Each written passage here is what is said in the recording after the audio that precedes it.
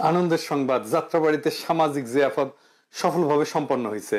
আজকে যে বলে আমার ছেলে যে ঘর থেকে বেরিয়ে গেল, তারপর আমার ছেলের লাশ আমার ঘরে কিনলো। 2024 যে বাংলাদেশ, সেই বাংলাদেশ ভবিষ্যৎ স্বৈরাচার বলে আর কোনো কিছু নাই। এখন যারাই স্বৈরাচারিতাকে তার রাজনীতির টুল বানাবে তারাই হচ্ছে যে ধসে যাবে। দালাল দুশোটা কিছু ইন্ডিয়াতে আছে পলাতক, তারাই এটা বিভিন্নভাবে করানোর চেষ্টা করছে। তবে আমরা যতটুকু পারি, আমরা যদি সংঘবদ্ধ থাকি, ইনশাল্লাহ তারা বেশি দূর আগাতে পারবে না। যাত্রাবাড়ির প্রতিরোধ যোদ্ধাদের সম্মানে জিয়াফত এবং 10,000 মানুষকে খাওয়ানোর আয়োজন করা হয়েছিল। 10,000 মানুষ খাইছে। যাত্রাবাড়ি ছিল আমাদের জুলাই আগস্ট বিপ্লবের লেনিনগ্রাদ। তাই যোদ্ধা আর শহীদ পরিবারের সম্মানে এই সেলিব্রেশন। র্যালি হয়েছে, গান হয়েছে, আতশবাজি পোড়ানো হয়েছে, খাওয়া দাওয়া তো হয়েছেই। 10,000 লোককে খাওয়ানো হয়েছে সারাদিনে। তারপরে অনেক খাবার বেঁচে গেছে। এলাকার মাদ্রাসাগুলোতে দেওয়া হয়েছে খাবার। আমি অবাক হইলাম, 10,000 মানুষ তো কম না, তারপরেও খাবার বাঁচে কেমনে? আয়োজনে যারা ছিল তারা বলছে খোদা তাআলা বরকত দিচ্ছে। হয়তো দিচ্ছেন। যারা দান করছেন আমি তাদের কাছে কৃতজ্ঞতা জানাই। আধার প্রদীপ ফাউন্ডেশন বাংলাদেশ টিম কাজে সাহায্য করছে, তাদেরকেও আমি কৃতজ্ঞতা জানাই। পর্যটন কর্পোরেশনের শেফরা হিসাব বিনা পারিশ্রমিকে রান্না করে দিয়ে গেছেন, পর্যটন কর্পোরেশনকে আমাদের কৃতজ্ঞতা। শহীদ পরিবার যারা আসছেন তাদের কাছে কৃতজ্ঞতা। পুলিশের তরফে নিরাপত্তার জন্য ব্যবস্থা করা হয়েছে, উনারাও শহীদ পরিবারের পাশে বসে খাইছেন। এক অপূর্ব দৃশ্য। এইভাবেই অবিশ্বাস আর সন্দেহ কাটবে। আইজিপি সাহেব নিজে ফোন করে খবর নিছেন, উনারাও আমাদের কৃতজ্ঞতা। এত বড় আয়োজন আমরা করতে পারবো এটা আমরা ভাবি নাই, কিন্তু হয়ে গেল, খোদা তাআলা মিলাই দিলেন। আমি খালি ভাবতেছি খাবারে এমন বরকত আসলো কিভাবে। আমাদের এরপরের জিয়াফত রামপুরায়। আমরা তারিখ দেব তাড়াতাড়ি। রামপুরার ভাই বোনেরা রেডি হন। এইবার আসেন আসল আলাপে, গুপ্ত নিয়ে আলাপ করি। আপনারা শুনছেন এর মধ্যে সারা দেশে গুপ্ত হইতেছে, ছাত্ররা মারা যাইতেছে বেঘরে। কয়েকজন মারা গেছে, কেউ কেউ মার খেয়েছে, কেউ কেউ হত্যার হুমকি পাইছে।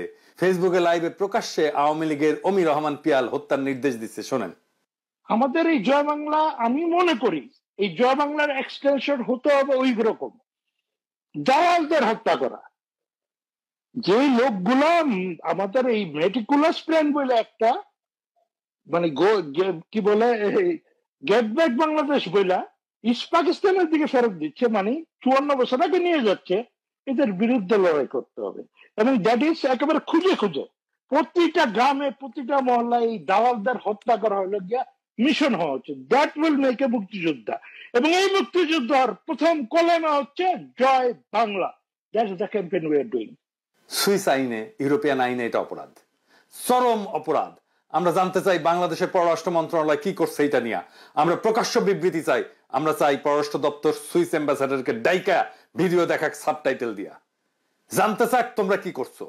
সুইজারল্যান্ডের বাংলাদেশি ডায়াসপোরা আপনাদের ট্যাক্সের পয়সায় তারা ভাতা দেওয়া হয়, সে আরেকটা দেশে সেই সুইজারল্যান্ড থেকে হুমকি দিবে।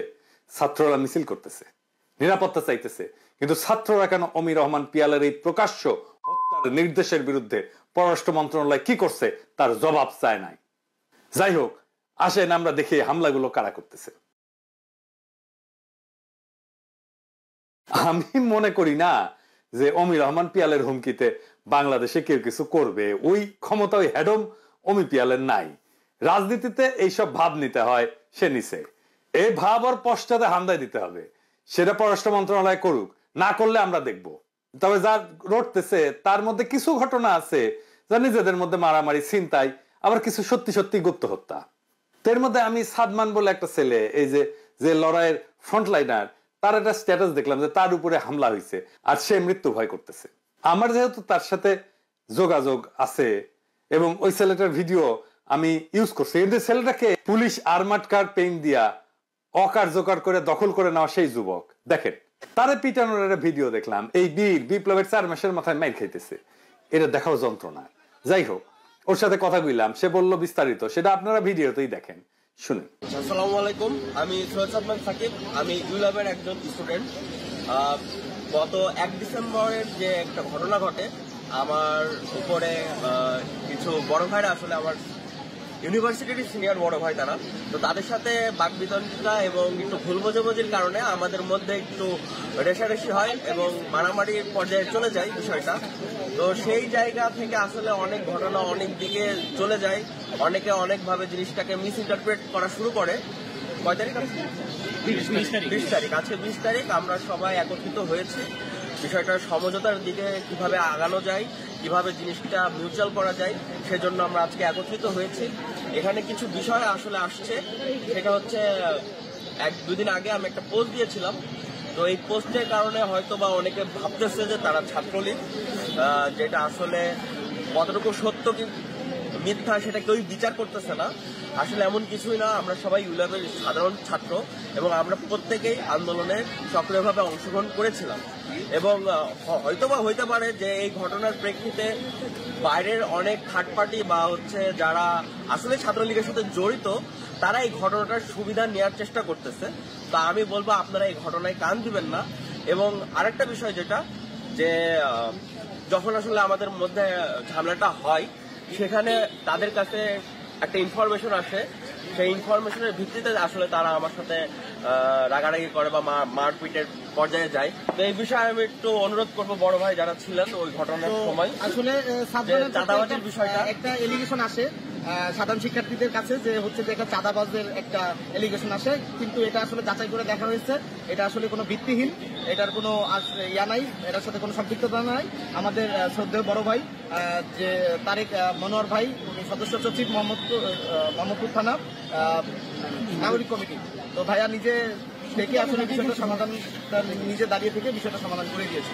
এখন থেকে আমরা যেটাই বলবো, আমরা সবাই আসলে ইউলেবিয়ান, আমাদের মধ্যে কোনো ভেদাভেদ নাই। ভাই নিজে থেকে বিষয়টা আসলে প্রবলেমটা পুরো সলভ করে দিয়েছে। সবাইকে ধন্যবাদ।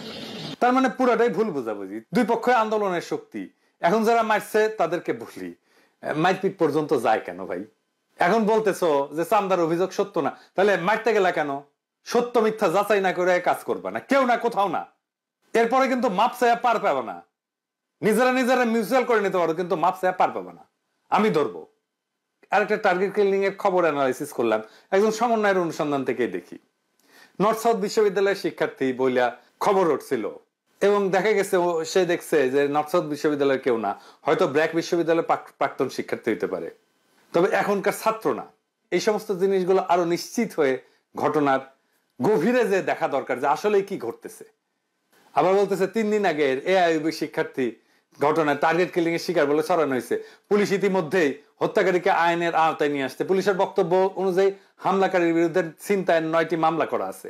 সুতরাং হামলাকারী ছিনতাই রিলেটেড কারণে এই ঘটনা ঘটাইছে বলে অনুমান করা যায়। তৃতীয় ঘটনা ইনস্টিটিউট ইউনিভার্সিটির শিক্ষার্থী, এখানে ছড়ানো হয়েছে যে ভারত বিরোধী পোস্টের জন্য হয়তো তাকে টার্গেট কিলিং করা হয়েছে তার ফেসবুক পোস্ট দেখা, কিন্তু এটা নিতান্তই ছিনতাইয়ের ঘটনা এবং ছিনতাইকারী হত্যাকারী ধরাও পড়ছে। তো ছাত্রলীগের হামলা কিন্তু আছে।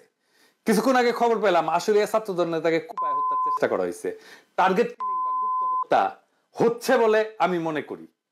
আওয়ামী লীগের ইতিহাস তাই বলে, তারা সব সময় ইতিহাসে করে আসছে। আওয়ামী লীগের জখম, হত্যার, সন্ত্রাসের সক্ষমতা আছে, তাদের সেই ক্যাডার বাহিনী আছে, অস্ত্র আছে এবং তাদের সেই নির্মমতা আছে, সেই বর্বরতা আছে। এটারে ছোট কইরা দেখবেন না, সে আগেও এটা করছে। তবে আরো কয়েকদিন লাগবে এটার প্যাটার্ন বুঝতে। খুব সম্ভাবনা আছে আওয়ামী লীগ অর্থাৎ তার গণসংগঠনগুলা, police, Ansar, Chhatra League, BJP, NSI, আর্মির মধ্যে থাকা তাদের লোকজন এবং ইন্ডিয়ান নানা ধরনের এজেন্টরা এই অপারেশন চালাচ্ছে বলে আমি মনে করি।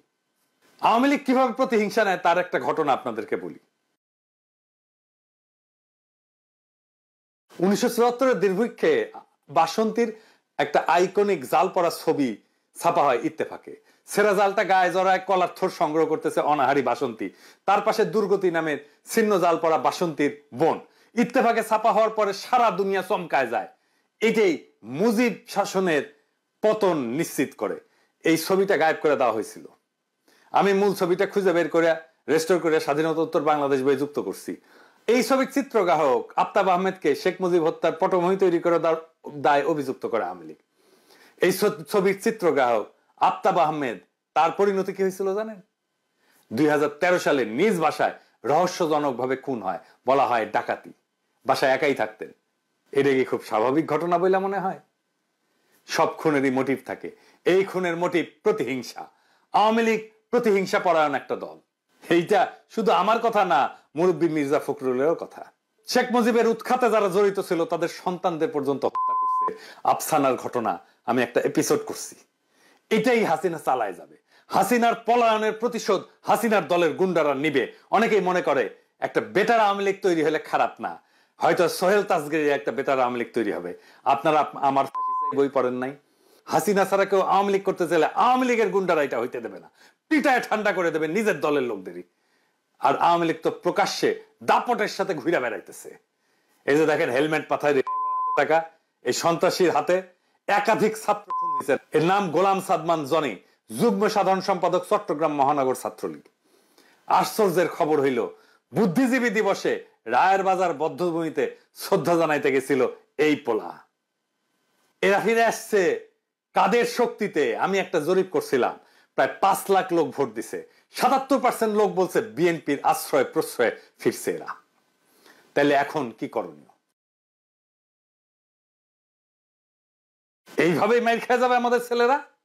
ছাত্রদের এবং জুলাই আগস্ট বিপ্লবের সকল বিপ্লবী শক্তিকে রক্ষা করতে হবে, এটা আমাদের একমাত্র প্রধান কর্তব্য। এখন যদিও কিছু বিজ্ঞজন এটারে বিপ্লব বলতেই নারাজ, তাদের জায়গায় বলেন না এই রক্তপাত কিভাবে বন্ধ হবে?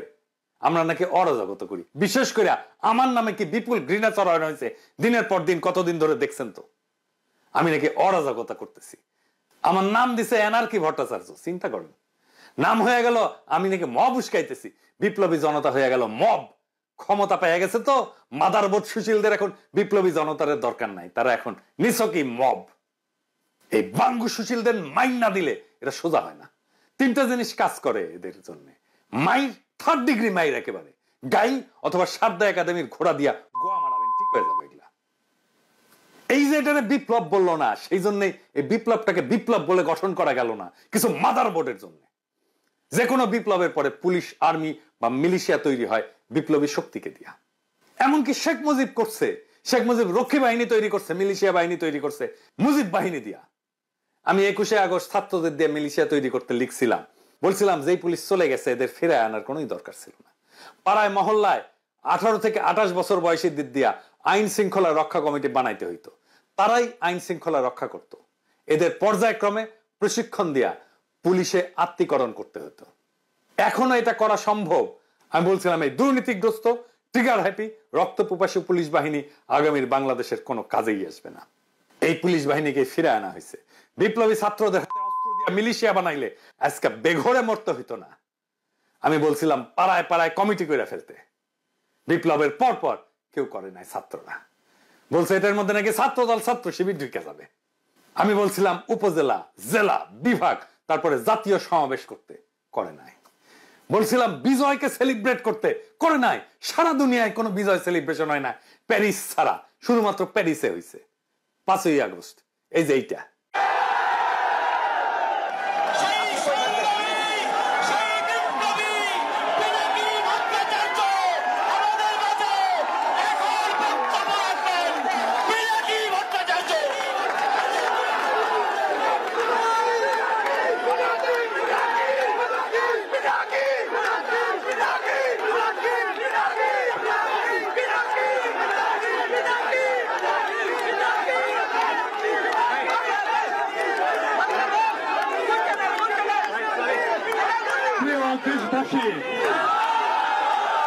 বলছিলাম ছাত্র সংসদ নির্বাচন করে ফেলতে, করে নাই। বলছিলাম স্থানীয় সরকার নির্বাচন করে ফেলতে, করে নাই। পুরা বিপ্লবী শক্তি অসংগঠিত হয়েছে দিনে দিনে ক্রমাগত, আর আওয়ামী লীগ সংগঠিত হয়েছে। এই গুপ্ত হত্যা চালাবে আওয়ামী লীগ, বিপ্লবী শক্তিকে টেরোরাইজ করতে, নিশ্চিহ্ন করতে, মাঠ থেকে সরাই দিতে। রাজনীতি কোনো সুশীল কাজ না, লড়াইয়ে রক্ত দিতে হয়, বিজয় রক্ত দিয়ে রক্ষা করতে হয়। এই প্রসঙ্গে একটা গল্প বলি, আমার নিজের গল্প। মেডিকেল কলেজে ফার্স্ট ইয়ারের ছাত্র, কমিউনিস্ট পার্টিতে জয়েন করছি। কমিউনিস্ট পার্টির যেটা প্রথম ধাপ, ওইটা বলে হচ্ছে গ্রুপ মেম্বার। তো সেই ধাপে আছি, গ্রুপ মেম্বারদের ট্রেনিং দেওয়া হয়, নানা পড়াশোনা করানো হয়, নানা বিষয়ে পার্টি কালচার টালচার ট্রেনিং দেওয়া হয়। এর মধ্যে পড়ানো হইতেছে পার্টির ইতিহাস, সংগ্রামের ইতিহাস, পড়ানো হলো ইলামিত্রের ইতিহাস, নাচলের ইলামিত্র। সাঁওতাল বিদ্রোহ করছিল, কিভাবে লড়াই করলো, কিভাবে নির্যাতিত হলো, সেই নির্যাতনের মর্মস্পর্শী ঘটনা বলা হইতেছে, যে ইলামিত্রের মধ্যে গরম ঢুকায় দেওয়া হয়েছিল। এবং এই মর্মস্পর্শী বর্ণনা শোনার সময় গাছিরা উঠছে, মনে হয়েছে মাইরা ফেলি ওই দারোগারে। তো এই দারোগা কাজ করছিল, আমি জিজ্ঞেস করলাম ওই দারোগারে কেন খাইয়া দেওয়া হলো না? সবাই হারে করে উঠলো, বলে এই ধ্বংসাত্মক কথাবার্তা। আমি কইলাম যে এটাই রাজনীতি। যদি দারোগাকে খাইয়া দেওয়া হতো, আগামী 50 বছরে কেউ কমিউনিস্টদের বিরুদ্ধে মাথা তুলে তাকানোর সাহস করতো না। বিপ্লবের পরে যারা গান্ধী হইতে গেছিল তারাই আজকের এই পরিণতির জন্য দায়ী, তাদেরকে ধরবেন। মিছিল করতেছেন, তাদেরকে ধরেন। এখনো সময় আছে বিপ্লবীদের মিলিশিয়া করে তোলেন, একমাত্র এইভাবে প্রতি বিপ্লবী সন্ত্রাস রুখে দেওয়া সম্ভব। এই সরকারের কাছে নিরাপত্তা চায়েন না, সরকারকে বাধ্য করেন মিলিশিয়া বাহিনী তৈরি করতে ছাত্রদের দিয়া। বিপ্লব রক্ষা আর আক্রমণ ঠেকানোর আর কোনো রাস্তা নাই, প্রচুর উদ্বৃত্ত তাই দিয়া মিলিশিয়া বানানো সম্ভব।